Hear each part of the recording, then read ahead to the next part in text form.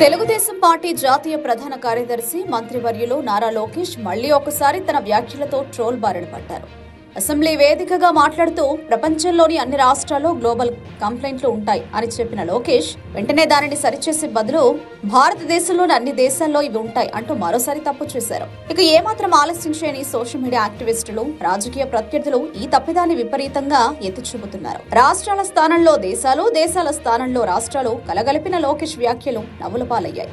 ఇది మొదటిసారి కాదు. ఇంతకు ముందు కూడా నారా లోకేష్ పలుమార్లు ఇలాంటి మాటల తడబాట్ల కారణంగా ట్రోల్స్, మీమ్స్ బారిన పడ్డారు.